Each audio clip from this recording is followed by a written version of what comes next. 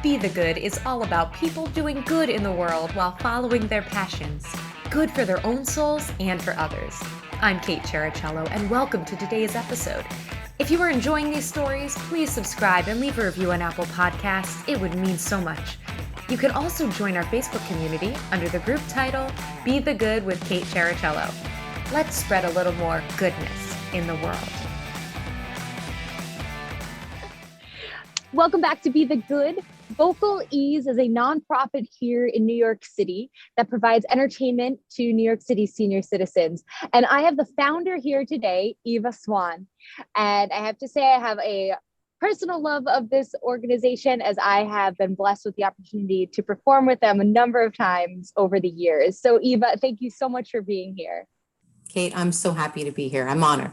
Well, Vocal Ease does so much good in our community. So Eva, just to start, tell us more about who you are and what you do in your own words. Okay. I am a person that just has a lot of passion and a lot of heart, who wants to do good things for myself and good things in the world.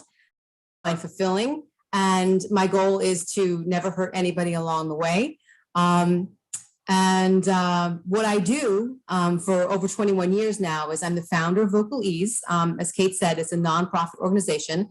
It's a singing organization that performs for seniors at hospitals, nursing homes, senior centers, and senior residences. I recruit a lot of professional performers, primarily singers, to sing with the group. We put on a 1-hour show. We have piano and drum accompaniment. And we choose a bunch of songs that seniors know and love and that the performers know and love as well, so that it's a win-win. People get to perform songs that they love, and even more important, songs that the audience really, really loves, that they identify with. And they're so much fun, these shows, because you're so interactive, right? You're right there in front of the audience. It's not like you're far away in a giant dark theater. And I love that you can see the smiles on their faces. There are a lot of times when we as performers can go into the audience and dance with the people watching. So it really is such a joyful performance too. Yeah, you said, you can really see their eyes. You can see the white of their eyes. And I think that people who are used to the stage, that can really freak them out. It's true. You're so vulnerable, but you get used to that, and you get used to that real close connection. And it also, unfortunately, somewhat, the environments often aren't beautiful. So the environments don't inspire you like a beautiful set does on a stage, and we don't have beautiful lighting. But we just get right down to it. We're just left with singing deeply from our hearts and just say, who are you? This is me. Let's just have this beautiful event together. Absolutely. And the people sing along a lot of the time as well, which is so much fun. Yes, they sing along a ton, which is great. That's what we want. Often when I start the show, I tell them, this is their party. I said, if you want to sing along, please do. If you want to get up and dance, and you can, please do. Tap your feet, just remember that this is for you. Yes, absolutely. And Eva, tell us more about your path to where you are today in terms of Vocal Ease and just life. Okay, so my path felt so incredibly roundabout. If you had asked me a week before I came up with the idea of forming Vocal Ease, I would have told you that you were nuts, because I had no idea where my path was going to lead me. I was actually confused and lost, and I was just searching for what my path was. I loved singing and music my whole life. As a little girl, I'd be skipping up and down the street. My very first song from beginning to end was Feeling Groovy, Simon and Garfunkel. I remember singing to the daisies. I remember singing to the lamppost on the street. I had fantasies about being Barbra Streisand. I went on to major in music at Stony Brook University. Everything was classically oriented. That was the direction that I was pushed in. So for a while, I thought I would be this classical artist, that I would learn some Puccini roles, that maybe I would do concerts at Carnegie Hall. And I studied hard and I loved the challenge. But then when I hit a certain mark where I thought, okay, I kind of overcame all these technical things that my ego wanted to overcome. I don't love this type of music enough to pursue a career in it. I don't know if I really have everything that it takes to launch this type of career. And I started to just reassess music, and I stopped singing for a while. I worked in lots of restaurants, supporting myself, tried other odd jobs to support myself that I thought might be more fulfilling than waiting tables. I still had this dream of having a full-time career. I thought it could still be big and wonderful. I started to learn how to sing in more of a popular style, went back to voice lessons with a different kind of a teacher. And as I'm working in restaurants, I just kept soul searching. And I was going to piano bars to sing because it was the only place where I could sing. I had done some professional work, but in the classical field, and it was mostly church singing, paid church singing. So my only way to perform was to go to these piano bars. And I thought, well, this isn't quite right because I don't want to sing to people that are drinking all the time, So it's okay, but I don't want to get my singing satisfaction out of that. And just like I said, the soul searching. And I had performed for a couple of organizations that are not that different than Vocal Ease. And I loved it. I got that connection that I started, to get when I formed Vocal Ease. And I felt the connection with hospitalized people. And I felt how important it was to them and how moved they were. And that they also inspired me. I came to them to try to bring them comfort, and they would come back to me and say, what are you doing? I love your talent. Tell me about you. Tell me what your goals are. So the soul searching continued. And then one day I'm pacing my apartment and I'm thinking, where do I belong? Where do I belong? And I started to also think that I want to use my talent to help people. My ego that I had as a younger woman was subsiding. But I just wanted to sing. And I also thought that I just wanted to give. I wanted to use my talent to help. And a light bulb went off and it said, start your own organization. And it was one of those very few times, I think, in most of our lives where the answer that you're getting is from deep from your soul. And there's nothing that's going to deter you from it. I started talking about it to some of my best friends, my boyfriend, who thought it was a great idea. They saw me in it. I told my dad, he thought I was nuts. He said, how are you going to start a nonprofit organization? Where are you going to get the funding? You're crazy in this economy. And I cried. I said, no, but Dad, you're wrong. This time I really found the right thing. It's not one of those other little paths that were like, short-term fixes. This is it. And a year later, he believed it was it because he saw the passion that nothing was going to stop me from doing this. It came from so deep in my heart. And there have been so many obstacles in launching Vocal Ease. There are obstacles today, but it's the first thing I've ever done in my life that it feels like nothing's going to make me stop this. It's what seems my life has been led to.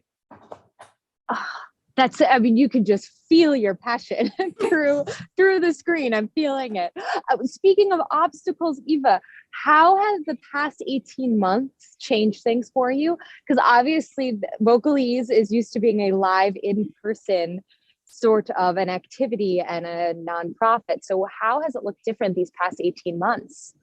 Okay, so when COVID struck and all my shows started getting canceled, I thought, okay, well, maybe I'll just shut Vocal Ease down for a couple of months and we'll just come back live because none of us knew that this was going to happen. And I got on the phone with some of my board members and they said, don't shut down, reinvent, go virtual. I was scared.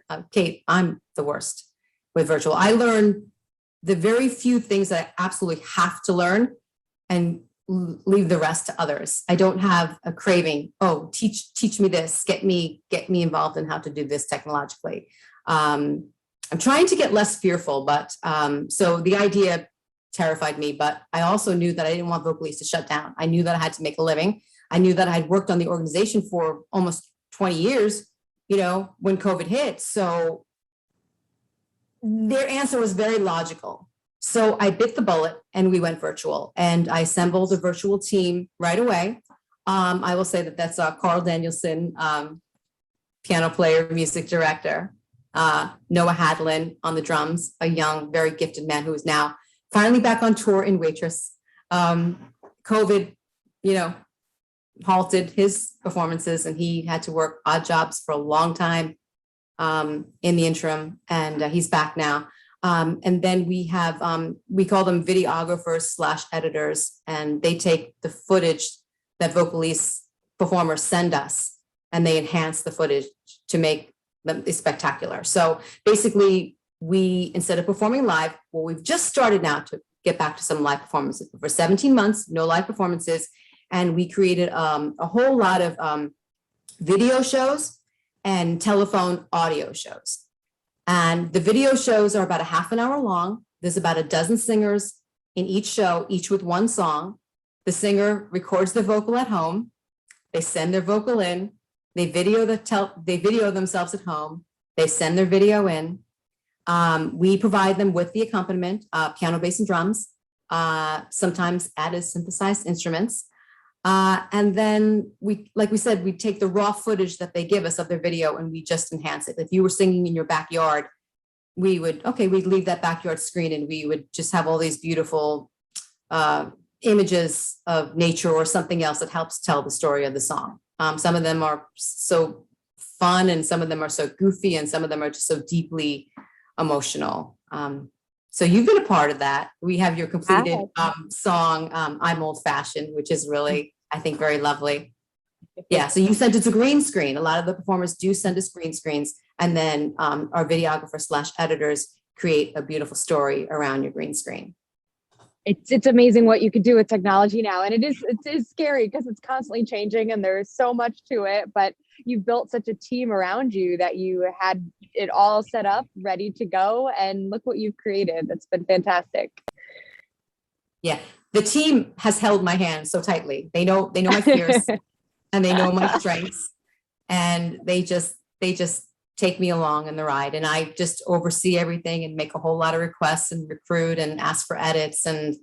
But I just feel they're the power behind it. And I want to pinch myself because I never thought we'd be doing any videos at all. And then I'm looking at these videos they're blowing me away, considering that we use a very small budget for our footage that we get online. It's so small, but they just do such wonders with it. It's reached so many people as well. Eva, there already are so many good, I like to call them good news moments in this conversation, but do you have any specific stories you'd like to share of maybe audience members that you've talked to over the years, or personally, or anything that would fall under that umbrella of good news and just spreading goodness, which this is all about? Well, I think the performers love to be involved because they feel that they're a part of the good, and they really are. And they get to keep their feet in the game when they're not busy performing. I've had really accomplished performers tell me that they learn something every time they do a Vocally show, because, maybe the telephone rings, maybe, maybe a patient starts yelling, or maybe they just make some off the cuff comment that just shocks you so much, or inspires you so much. Something just came to mind about getting back when you think you came to do the job to give. I remember I was performing at Terrence Cardinal Cook Healthcare Center. It's on Fifth Avenue, I think between 106 and 107. They have a lot of residents there that have severe handicaps, and they are beautiful souls, and they love performances. They are just so grateful. So I remember saying to them, I'm going to sing this song for you, and I really hope you like it. And I'm going to slow down the lyric more than what you used to, because I just really want to communicate the beauty of this lyric. And to me, it feels like slowing it down just makes it more beautiful. And an audience member called out and said, "You're beautiful. We love you." Oh, I felt a love dagger go right through my heart that I have never forgotten. We all have all these doubts about ourselves. We often don't think that we're beautiful. We often question whether we should be performing at all. And then someone says to you, totally out of the blue, what he said. And I mean a love dagger. I'm feeling it as I say it to you now. And that was probably about 15 years ago. And I'm saying this to you now. So talk about giving and receiving. You come to give, but I think when we do something like the work of Vocalese, we get back more than we give. Very much so. It is. You can't leave a performance of Vocal Ease and not have your heart fuller than when you got there. It Yeah. really. Yeah. And also in terms of the way it affects the performers, I was thinking about this one story of a woman. She contacted me in 2019. She knew someone that performed at Vocalese and she was interested in performing. So she sent me some videos and I could see that she was really a lovely talent. So I was excited to bring her aboard. So she came aboard and she was lovely. And she performed in several shows before COVID struck. And she had said to me that she was overcoming an injury for a long time, and that this was her first time back performing, and that Vocalese was such a safe place for her to get back into the love of her craft. And I love that it was a safe place for her. It's been a safe place for me to grow and experiment, expand on what I can do with my voice, expand on how I reach out to my audience, expand on trying to be as true and as close to the song as possible when I'm singing to somebody. So I never pried and said, what was your injury, until just before this interview, because I thought that it would add to it if I knew a little bit more about it. So we were just on the phone about an hour ago.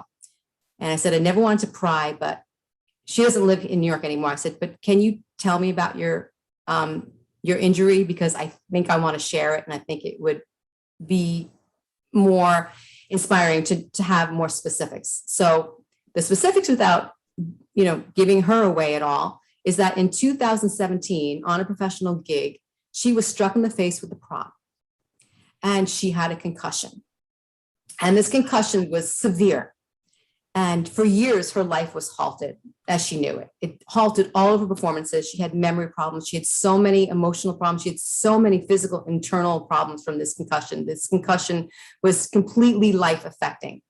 So now I know that she didn't come back from a twisted ankle or a broken leg. She came back from something that scared the hell out of her, wondering if she'd ever even be herself again. And we were crying. She said, if I start talking about this, I might cry. I ended up crying more than she cried as she told me her story. So that's all, I think, all part of the good. There's another beautiful story I'll tell you about a Vocalese audience member. Years ago, we were at Columbia Presbyterian Hospital up in Washington Heights, and we performed for their physical rehab unit. And it's always a small audience of people that have just gone through very traumatic physical things, strokes and what have you, severe car accidents and so forth. And there was this lovely woman in the audience. I have to tell you the truth that I didn't know there was this lovely woman in the audience until later. She had a stroke. And she saw a Vocalese show, and the staff had said, we want you to come see the show. And she said, no, I'm tired. There's no, you should come see this Vocalese show. You're going to enjoy it. Well, it turns out that she ended up loving the show. And I don't have the memory of performing her for that show, but she started following Vocalese all around and telling me her story, that you were at Columbia Presbyterian Hospital when I had a stroke. And I didn't even want to come to your show, but I was sort of like dragged into your show, and I loved it. And your show, the talent and the connection of those performers inspired me. It inspired me to want to get well. So I'm sure we were just one of the many things that inspired her, because the care at Columbia Presbyterian is great. But to be part of that is priceless. And so this woman started following Vocalese around. She's healthy now, and she would just show up at this senior center and show up at that senior center and meet all these different cast members, and everyone who meets her just loves her. And she's so unbelievably grateful. She fills my heart with just joy, because she's so grateful and she's so joyful and she's so appreciative. And she sends 2 donations to Vocalese a year, as though showing up and giving all her love isn't enough. Wow. Well, and that is the thing with music too, right? Like, it reaches people, and you're so good about tailoring the songs to the audience of the day. You read the room, so to speak, and they so often relate to these songs. They grew up with these songs. And it makes them feel so good. It takes them back to a time, from to use the example of the song that you have me sing often is Old Fashioned. And I always see the mouths moving with it, and you can just see them kind of get lost in it. And I love to think about, what is the story? What are they thinking? Like, this woman that now is such a fan of Vocalese, like what do these songs do to her? What place do they take her back to? What happy memories do they help her revisit? And it's really special to be a part of that. Absolutely. Yes. And Eva, I have one more question for you. And I always love to hear the different responses here. What are some of your favorite mantras or a saying or a quote that you find yourself telling yourself or others often? Well, when people are trying to figure out their lives and get it in a direction that feels more fulfilling, if it's not feeling very fulfilling, my mantra over 21 years ago when I first founded Vocalese was to be the giver first. Don't wait for things to come to you. Don't wait for, all these opportunities where you can just suck the marrow out of life, just be handed to you. Be the giver first. And then I think that you'll be shocked how much comes back to you. I started Vocalese when I was waiting on tables and made very, very little money. But I wanted to be the giver first. And I took my tip money to get the cab rides to the places, to create our first flyer, to do whatever I had to do and put a portfolio of 11 shows together, spending my own hard-earned spare money. Took this portfolio to one of the co-vice presidents of Bark Restaurants that I happened to work for 9 years before I launched Vocalese, and showed him the portfolio with the piano players and the singers and the lovely flyer that I created. And he said, "This is wonderful." He said, "How can I help you?" And I said, "Well, I want to turn this into an organization that will be my full-time work. And will you help me?" And he said, "Well, I can't help you in like a gigantic way to give you a full-time job at Vocalese right away, but I will help you. I am so happy to help you. I will give you seed money."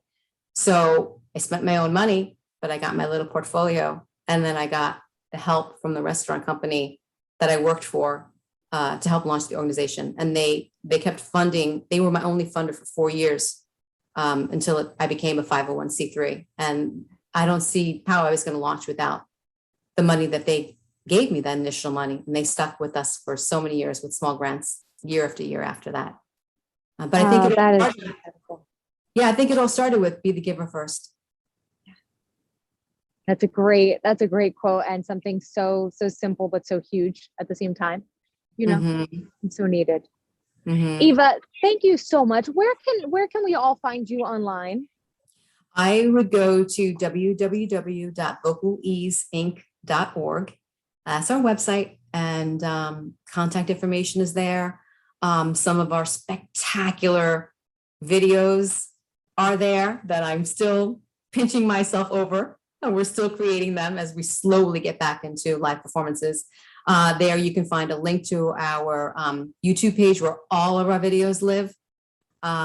We have our current performance schedule up there, and you can just get an idea of the people that are involved in Vocalese over the years. There's a lot of information there that's very easy to just breeze through and learn about the group. Great. Eva, thank you so much for sharing all of this with me today. Thank you for having me. I am so glad that I met you. I don't know, was it 12 years ago or more? It was like 10. Amy Idleman auditioned for Vocalese in 2011. So it must have been about a couple years later, maybe 2013, that she said, "You need to hear my friend. She's great for Vocalese." And you were. So I think it might be about 10 years that we've known each other. Okay. Wow. Well, I'm very, very grateful to you and to what Vocalese has done. Thanks so much for listening to Be the Good with Kate Chericello. Whether you're listening on YouTube or via podcast, it would mean the world if you liked, subscribed, and or left a review. You heard about the good? Now go out and be the good in your life this week. If you have stories of good news that need to be shared, please send me a message. Thanks again, and have a great week.